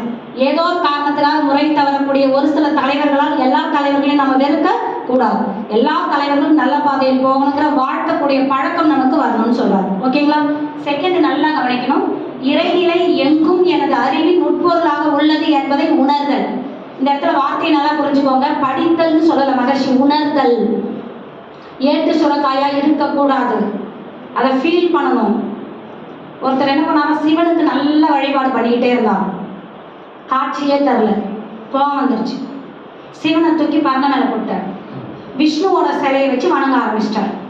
இப்போ விஷ்ணுக்கு வந்து தீபாரதனை காமிச்சிட்டு இருக்கிறாரு, சாம்பிராணி போகம் போட்டுக்கிட்டு இருக்கிறாரு. திடீர்னு இவருக்கு என்ன தோணுச்சுன்னா, நான் தான் சிவனை வேண்டாம்னு தூக்கி பரண மேலே போட்டிருக்கனே, இந்த சாம்பிராணி சிவனோட மூக்குக்குள்ளே போயிட்டா என்ன பண்ணுறது? அப்போ முதல் வேலையை அதை தடுக்கணும்னு சிவன் சிலையை எடுத்து மூக்கில் நல்லா துணியை போட்டு கட்டிக்கிட்டே இருந்தார். கட்டி முடிச்சோடனே சிவன் நேரில் வந்துட்டார். இத்தனை நாளாக உன்னை விழுந்து விழுந்து வணங்கினா அப்பெல்லாம் வராத நீ, இப்போ எப்படி வந்த? அப்போ சிவன் சொன்னாரா, இத்தனை நாளாக சிலையாக வணங்கினா அதனால் வர வேண்டிய அவசியம் இல்லை, இன்னைக்கு தான் என் மூக்குக்குள்ள புகை போருங்கிற அளவுக்கு நீ என்னை உணர்ந்துருக்கிற, இன்னைக்கு தான் நீ என்னை முழுமையாக ஏற்றுக்கிட்ட, அதனால நேரில் வந்துட்ட அப்படின்னு சொல்கிறார். அப்போ இதில் நம்ம என்ன புரிஞ்சுக்கணும்னா, இறைவன் இருக்கிறான் இருக்கிறான் வாயால சொன்னா பத்தாது, துரியாதீத தவம் செய்து அதை அனுபவபூர்வமாக நாம் உணரும் போது கர்ம யோகத்தில் சிறப்பு இருக்கும். இது 2வதா மகரிஷி சொல்றாரு. 3வதா என்ன சொல்றாரு அப்படின்னா, எண்ணம் சொல் செயலால் யாருக்கும் துன்பம் தராமல் விழிப்போடு இருத்தல். எனக்கு இது வந்து இந்த பெர்னாட் ஷாவோட வரி ரொம்ப பிடிக்கும். நம்ம எல்லாரும் இதை ஆழ் மனசுல போட்டு வச்சுக்கலாம். தனக்கு தெரிந்த விஷயங்களை மட்டுமே மனிதன் பேச ஆரம்பித்தால் உலகில் பூரண அமைதி கிட்டும்னு சொல்றாரு. அதாவது என்ன சொல்றாருன்னா, எண்ணம் சொல் செயல உண்மை நேர்மை இருக்கணும். நான் ஒருத்தரை பற்றி வாழ்க்கையை விமர்சிக்கிறேன் அப்படின்னா அதில் உண்மை இருந்தால் பேசலாம். நானா தவறான ஒரு கட்டுக்கதையை பேசுவது கர்மயோக வாழ்க்கையாக இருக்காது. அது என்னதுன்னா புறம் பேசுதல் அப்படின்னு அர்த்தம். அவங்க பண்ணாங்களா பண்ணலையா, அவங்க வாழ்க்கையில் என்ன நடந்துச்சுன்னு அவங்களுக்கு தான் தெரியும். நான் அவங்க கிட்ட இருந்து பார்க்கல. நானா இது இப்படி தான் இருக்கும், அது அப்படி தான் இருக்கும், அவங்க இப்படி தான் பண்ணியிருப்பாங்க. இந்த செயலோ இந்த சொல்லோ நிச்சயம் 10வது படியிலேருந்து நம்மளை என்ன பண்ணிடுங்க, 0க்கு கொண்டு போயிடும். நல்லா தெளிவாக புரிஞ்சுக்கணும். பிறருடைய வாழ்க்கையை பற்றிய விமர்சனம் தவிர்க்கப்படணும். உயர்வானதாக இருந்தால் பேசலாம், தாழ்வானதை பேசுவதற்கான அதிகாரம் நமக்கு இல்லை. அதே நேரத்தில் எண்ணத்தில் பிறருடைய உணர்வை மதிக்க தெரியும். நம்ம நிறைய பேர் வானத்தில் வீவடிவ பறவைகள் பார்த்துருப்போம். ஃபர்ஸ்ட் ஒன்று போகும், அடுத்து 2 அடுத்து 2 அப்படியே போய்கிட்டே இருக்கும். அதில் முக்கியமான ரோல் வந்து ஃபர்ஸ்ட் போகிற பறவைக்கு. அது நல்லா முழு உழைப்பை போட்டு வேகமாக போயிட்டே இருக்கணும். செகண்ட், தேர்டு, 4th வர்றதுக்கெல்லாம் பெருசாக உழைப்பை போட வேண்டாம், ரிலாக்ஸாக போயிட்டே இருக்கும். ஆனால் அந்த ஃபர்ஸ்ட் இருக்கிறதுக்கு எப்போ உடல் சோர்வு வருதுன்னு இந்த கடைசியாக இருக்கிறது ஃபீல் பண்ணுதோ அது சொல்ல வேண்டிய அவசியமே இல்லை. டக்குன்னு இது போய் நீ பின்னாடி போன்னு மாற்றி விடும். அறிவில் கம்மியான ஒரு ஜீவன் எனக்கு முன்னாடி போகிற ஜீவன் உடல் வருத்தம் அடையுதுங்கிறத ஃபீல் பண்ணி சொல்லாமலேயே எண்ணத்தால் உணர்ந்து மூவ் பண்ணி அதுக்கு ரெஸ்ட் கொடுக்குதுன்னா இதுதான் முறையான கர்மயோகம். அப்போ குடும்ப உறவுகளில், பணி செய்கிற இடத்தில் பிறருடைய மன உணர்வுகளை எண்ணத்தின் மூலமாகவே புரிந்து கொண்டு அதை ஈக்குவல் பண்ணுறதுக்கு நம்ம முயற்சி எடுக்கும்போது நம்ம முறையான கர்மயோகியாக இருக்க முடியும்னு சொல்கிறார். இன்னொன்று என்ன சொல்கிறார் பாருங்க, செயலில் நீங்கள் எப்படி வந்து சும்மா 1 மணி நேரம் டெய்லி நடந்தீங்கன்னா அதை வாக்கிங்னு சொல்லுவீங்க. ஆனால் கோவிலை சுற்றி வரும்போது அதுவும் நடை தான். அதை நீங்கள் என்ன சொல்லுவீங்க, அது இறை வழிபாடு இல்லையா? நான் அங்க பிரதர்ஷனம் பண்ணுறேன், இப்போ உருண்டு வர்றது, இதெல்லாம் நம்ம என்ன சொல்லுவோம்னா இறைவனுக்காக செய்கிறோம்னு சொல்லுவோம். அப்படி செயல் என்பதில் இறைவன் கலந்து இருக்கும் போது உங்களுக்கு அந்த மன ஓர்மை வந்துடும். இப்போ நீங்கள் கோயிலை சுற்றி வரும்போது யாராவது திட்டிக்கிட்டு இருப்பீங்களா, யாரையாவது சமைச்சிக்கிட்டு இருப்போமா, எதையாவது யோசிச்சுட்டு இருப்போமா? அப்போ நம்ம மனசு ஃபுல்லாக இறைவன் தானே இருப்பார். அப்படி நீங்கள் உங்கள் எல்லா செயலிலும் இறைவனோடு இருந்து விட்டால், இதெல்லாம் கிருஷ்ணர் அழகாக சொல்றாரு பாருங்க அர்ஜுனர்கிட்ட, நீ வேலை செய்வதை வேள்வி நடத்துவதை போல் நடத்துன்னு சொல்றார். உன்னுடைய டியூட்டியை இறைவனுக்கு செய்யக்கூடிய அர்ப்பணமாக நினைத்து செய்தால் நீ முறையான கர்மயோகியாக இருப்பாய். அதே நேரத்தில் உன்னுடைய செயலில் துணிவு இருக்க வேண்டும்னு மகரிஷி சொல்லுவாங்க. அதாவது எண்ணம், சொல், செயல் பற்றி நான் இப்போ உங்கள்கிட்ட பேசிட்டு இருக்கிறேன். வார்த்தை தேவைப்படும் நேரத்தில் துணிவோடு பயன்படுத்தணும், தேவைப்படும் நேரத்தில் துணிவோடு செயல் செய்யணும். மகரிஷி ஒரு வரி எழுதுறாரு, பல மதங்கள் பல கடவுள் பழக்கம் ஒழித்து உண்மை ஒன்றை வழிபடுதல். இது மிகப்பெரிய துணிவு, இது சாதாரண துணிவு கிடையாது. அந்த துணிவான அந்த வார்த்தை முறையான கர்மயோகியால் மட்டும்தான் பயன்படுத்த முடியும். ஏன்னா நிறைய பேர் மகரிஷிகிட்ட இதை மாற்றிடுங்க, ஏன்னா புரியாதவங்க நம்மளை நாத்திகர்னு நினைக்கிறாங்க. அப்போ மகரிஷி சொன்ன வார்த்தை என்னன்னா, இப்படி எல்லாரும் துணிவில்லாமல் ஒதுங்கினால் மக்களுக்கு உண்மை தெரியாமல் போய்விடும், அதனால மாற்ற மாட்டேன்னு சொன்னார் பார்த்தீங்களா? அதுதான் முறையான கர்மயோகத்தின் வார்த்தை. ஒரு இடத்துல ஓஷோ எழுதுறாரு பாருங்க, நீங்க ஒரு வீட்டில் வாழ்ந்து பழகிட்டீங்க, இல்லை ஒரு சூழ்நிலையில வாழ்ந்து பழகிட்டீங்க, ஒரு நாள் அது சிக்கல் கொடுக்குது அப்படின்னா நான் இங்கே வாழ்ந்து பழகிட்டேன், இங்கே தான் இருக்குன்னு சொல்லக்கூடாது, துணிச்சலோடு அந்த இடத்திலிருந்து என்ன பண்ண தெரியணுங்க, வெளியேற தெரியணும்னு சொல்றாரு. இது முறையான செயல். நான் உங்கள எல்லாருக்கும் ஒரு சின்ன விஷயம் மட்டும் சொல்றேன், நல்லா துரியதவம் செய்து காலத்தோடு எடுக்க வேண்டிய முடிவு காலத்தோடு எடுக்கணும், துணிச்சலோடு. அப்படிப்பட்ட தவறான முடிவோ சரியான முடிவோ முறையா வரல அப்படின்னா அது வாழ்க்கையின் பாதையை திருப்பி விட்டுரும். 1:30 மணிக்கு நீங்க மதியம் ஹோட்டலுக்கு போனீங்கன்னா கண்டிப்பா அங்க பரிமாறக்கூடியவங்க உங்ககிட்ட வந்து கேட்பாங்க, நீங்க என்ன சாப்பிட்றீங்க அப்படின்னு. அப்ப சாய்ஸ் நம்ம கையில இருக்கும். ஆனா நீங்க 3:30 மணிக்கு 4 மணிக்கு போனீங்கன்னா கண்டிப்பா அவங்கள பார்த்து நம்ம என்ன கேட்கணுங்க, சாப்பிட என்ன இருக்குன்னு தான் கேட்கணும். சாய்ஸ் கம்மியாயிடுச்சு இல்லை நமக்கு.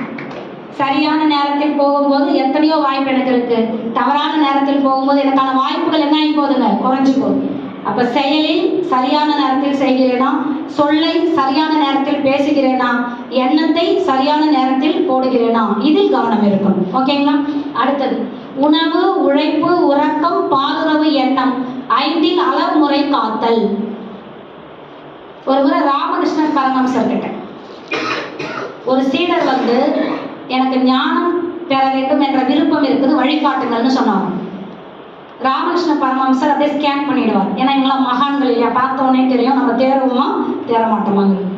அப்போ என்ன பண்ணிட்டாரா, நீ டெய்லி ஒரு வாழைப்பழம் சாப்பிட்டு உடம்பு கொஞ்சம் தேர்த்திக்கோ, டெய்லி ஒரு மந்திரம் சொல்லி மனசை கொஞ்சம் தயார் பண்ணிக்கோ, கொஞ்ச நாள் பொறுத்து வா, உனக்கு நான் என்ன பயிற்சி கொடுக்கணும்னு யோசிக்கிறேன். கேட்டவர் குடு குடுன்னு வாசல் வரைக்கும் போயிட்டார். போயிட்டு திருப்பி வந்து ஐயா கிட்ட கேட்டாராம், டெய்லி வாழைப்பழம்னு மட்டும் சொன்னீங்களே தவிர என்ன வாழைப்பழம்னு சொல்றதை நீங்க மிஸ் பண்ணிட்டீங்க. அது என்ன பழம்னு சொன்னீங்கன்னா சாப்பிட்றதுக்கு சௌகரியமா இருக்கும் அப்படின்னா. அப்ப ராமகிருஷ்ண பரமஹம்சர் அடுத்த வார்த்தையை சொன்னாராம், உண்மையிலே உனக்கு ஞானத்தை தேடி அறிவு இருக்கிற மாதிரி எனக்கு தெரியல, யாரோ சொல்லிதான் நீங்க வந்திருக்க. எப்படி கண்டுபிடிச்சிங்க?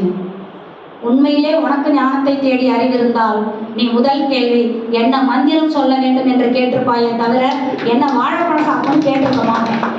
எப்படி என்ன திங்களாங்கிறத யோசிக்கிறையோ அப்போவே உனக்கு உலகில் நாட்டம் அதிகம், இறைவனுடைய நாட்டம் கம்மி அப்படின்னா. மகர்ஷி என்ன சொல்லுவாங்கன்னா, 5 கட்டாயம் பண்ணணும், ஆனா அளவோட பண்ணணும், அலட்சியம் பண்ணக்கூடாது, முறை மாறக்கூடாது. அப்படி நீங்கள் செய்தால் கர்மத்தில் தவறு செய்கிறீர்கள் அர்த்தம்னு சொல்றாரு. ஓகேவா? அடுத்தது ஒழுக்கம், கடமை, ஈகை, இதுல பர்ஃபெக்ஷன் இருக்கணும்னு சொல்றாரு. நம்ம எல்லாருக்குமே தெரியும், ஒழுக்கம் என்றால் தனக்கோ பிறருக்கோ தீங்கு தர எண்ணம் சொல் செயல் செய்யக்கூடாது. கடமை அப்படிங்கும் பொழுது விரும்பி செய்யணும், கட்டாயத்துக்கு செய்யக்கூடாது. உண்மையிலே எனக்கு விருப்பம் இருக்கும். ஒருத்தர் வந்து வீணை வாசிக்கிறார் ரொம்ப நாளா, அந்த ஊருக்கு மிகப்பெரிய வீணை வித்வான் வராது, வீணையோ வயலினோ ஏதோ ஒன்று வச்சுக்கோங்க. இப்போ அவர்கிட்ட இவர் போய் கேட்குறாரு, நான் நல்லா வாசிக்கிறேன்னா நீங்கள் பார்த்துட்டு சொன்னீங்கன்னா நான் தொடர்ந்து இதை பண்ணுவேன், இல்லை எனக்கு வராதுன்னு சொல்லிட்டீங்கன்னா எங்கள் அப்பா தொழில் பார்க்க நான் போயிடுவேன். அப்போ இவர் வாசிக்க ஆரம்பிக்கிறார். இல்லை தம்பி உனக்கு வராது, உனக்கு அந்த அளவுக்கு பர்ஃபெக்ஷன் இல்லை அப்படின்ட்டார். தூக்கி வாரம் போட்டு தொழிலை பார்க்க போயிட்டார். கொஞ்சம் வருஷம் பொறுத்து இதே நபர் திருப்பி சந்திக்கிறாரு. நல்ல வேலை அன்றைக்கி எனக்கு வராது நீங்கள் சொல்லிட்டீங்க, இல்லைன்னா அதையே வச்சு வாசிச்சுட்டு இருந்திருப்பேன், நீங்கள் சொன்னதுனால தூக்கி போட்டு தொழிலில் போய் சிறப்பாக பண்ணிட்டு இருக்கேன். அப்போ இவர் சொன்னாரா, தம்பி உங்கள்கிட்ட மட்டும் இல்லை, என்கிட்ட வர எல்லாருக்கிட்டையுமே உனக்கு வராதுன்னு தான் நான் சொல்லுவேன். உண்மையிலே விருப்பம் இருக்கிறவன் அதை இன்னும் ஆழமாக கற்றுக்கிட்டு அடுத்த முறை என்னை பார்க்கும்போது அதில் வித்வான் ஆகிருப்பான். உண்மையிலே உனக்கு இதில் விருப்பமே இல்லாததுனால தான் எப்போ யான் சொல்லுவான்னு காத்துக்கிட்டே இருந்து என்ன பண்ணிட்டேன், தூக்கி ஓரம் போட்டு அடுத்த வேலையை பார்க்க போயிட்டேன். அப்போ நீ வாழ்க்கையில் ஒரு விஷயத்தை செலக்ட் பண்ணினா உனக்கு விருப்பம் இருக்கணும், மற்றவங்க முடிவு பண்ணக்கூடாது உனக்கு வருமா வராதாங்கிறத நீ முடிவு பண்ணணும். மற்றவங்க சொல்கிறாங்கன்னு தூக்கி போடுறீங்கன்னா உண்மையிலே உனக்கு அதில் விருப்பம் இல்லை. நம்மள நிறைய பேர் அப்படிதான். மகர்ஷி பயிற்சி கொஞ்ச நாள் எடுப்பாங்க, ஃபேமிலியில் எதனா ஒரு பிரச்சனைனா உடனே பழைய தூக்கி எதில் போட்டுருக்காங்க. பயிற்சி பண்ண ஒன்றும் புண்ணியம் இருக்க மாதிரி தெரியல, எனக்கு பிரச்சனை இன்னும் அதிகமாகுது குறையிற மாதிரி தெரியல அப்படின்னு முதல்ல எதை விட்டுறதுங்க, பயிற்சியை. ஆனால் உண்மையிலே நம்ம என்ன தெரிஞ்சுக்கணும்னா இன்னும் பயிற்சியை அதிகப்படுத்தணும்னு தான் தெரிஞ்சுக்கணுமே தவிர நம்ம என்ன பண்ணுறோம்னா கிடைச்ச தீர்வை என்ன பண்ணிடுறோங்க, கைவிட்டோம். அது மிகப்பெரிய தவறான ஒரு விஷயம், அதை செய்யக்கூடாது. அதே நேரத்தில் நம்மளுடைய கடமையில் இல்லறத்தில் இருப்பவர்களுக்கு, சன்னியாசியாக இருப்பவர்களுக்கெல்லாம் கடமையில் வித்தியாசம் இருக்கு. நம்ம கடமையை நம்ம புரிந்து செய்யணும். நம்ம எல்லாருக்குமே தெரிந்த ஒரு மன்னர் இவர் அசோகர்.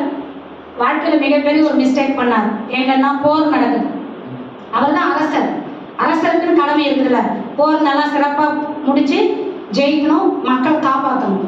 ஆனால் அந்த போர் முடிந்த இரவு போய் பார்க்குறாரு, நிறைய பேர் செத்து போயிருக்காங்க, நிறைய பேர் ஊனம் ரத்தம்.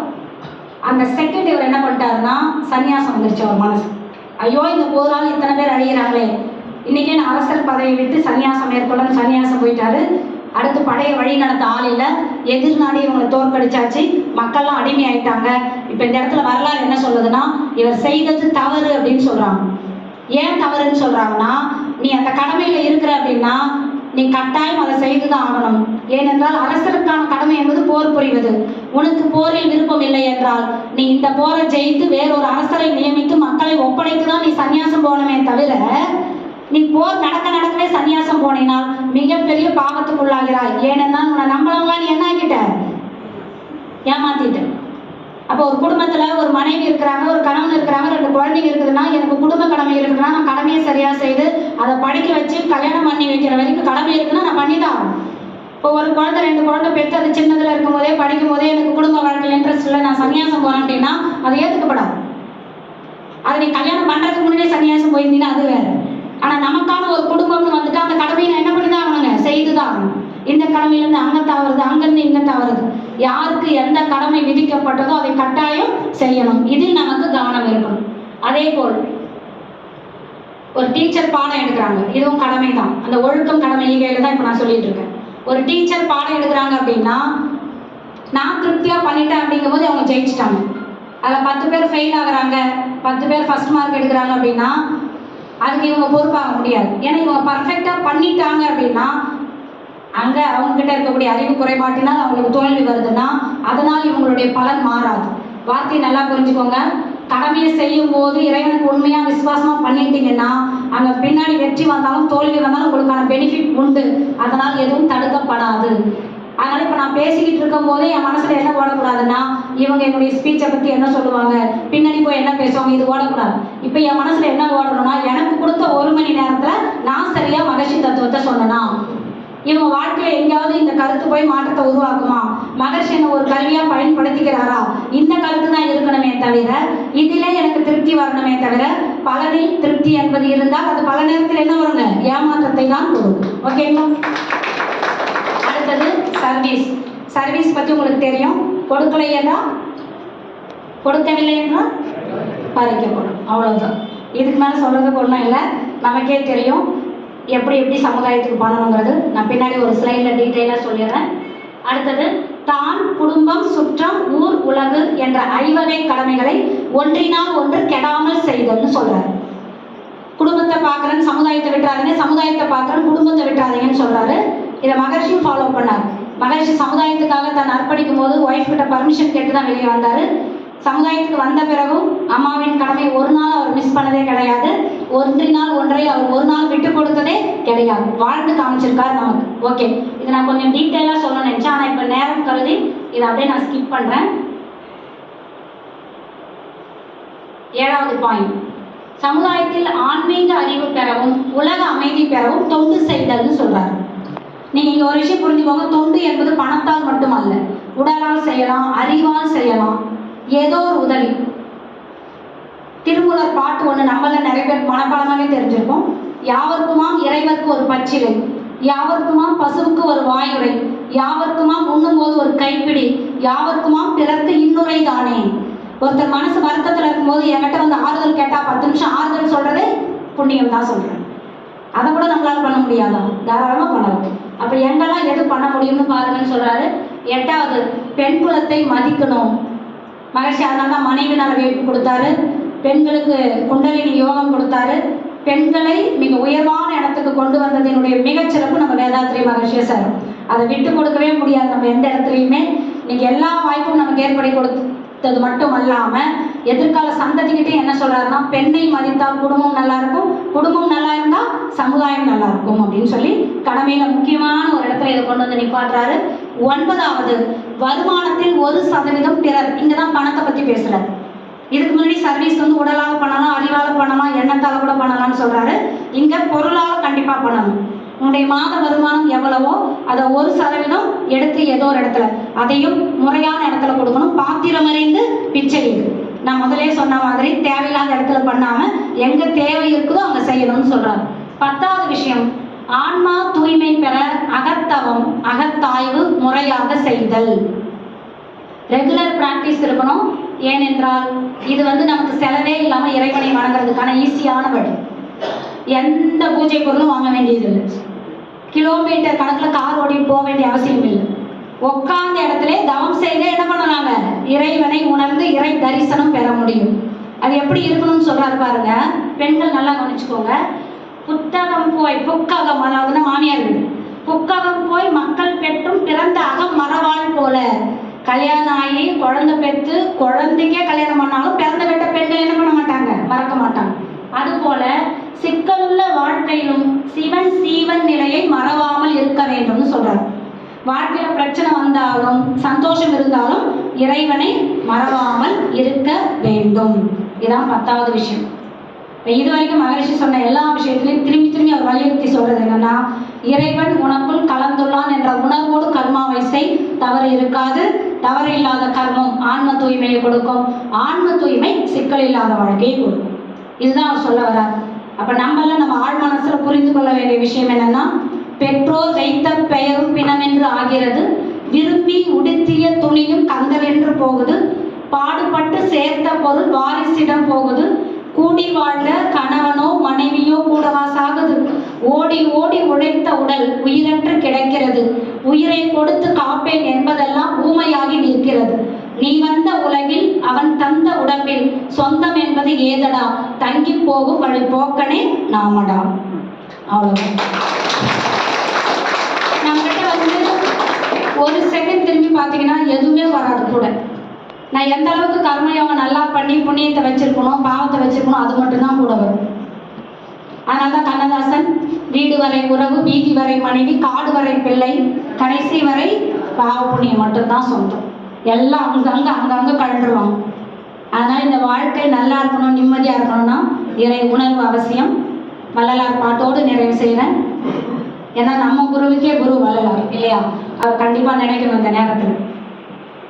பெற்ற தாய்தனை மகன் மறந்தாலும், பிள்ளையை பெறும் தாய் மறந்தாலும், உற்ற தேகத்தை உயிர் மறந்தாலும், உயிரை மேவிய உடல் மறந்தாலும், கற்ற நெஞ்சமும் கலை மறந்தாலும், கண்கள் நின்று இமைப்பது மறந்தாலும், நற்றவத்தவர் உள்ளிருந்து ஓங்கும் இறையாற்றலின் துணை கொண்டு குருவின் பயிற்சியை தொடர்ந்து செய்து கர்மயோக வாழ்க்கையை வாழ்ந்து குருவுக்கு சிறந்த சீடராக மட்டுமல்லாமல் சிறந்த ஒரு மனிதராக நம்ம எல்லாமே வாழ இந்த தேதியில குரு நம்ம எல்லாம் ஆசீர்வதிக்க வேண்டும் என்று கேட்டுக்கொண்டு, இவ்வளோ நேரம் பொறுமையாக கேட்ட உங்கள் அனைவருக்கும், எனக்கு இந்த வாய்ப்பை கொடுத்த இந்த அறிவித்திருக்கோவில் நிர்வாகிகள் அனைவருக்கும் மனமார்ந்த நன்றியையும் வாழ்த்துக்களையும் கூறி நிறைவு செய்து கொள்கிறேன். வாழ்க வளமுடன்.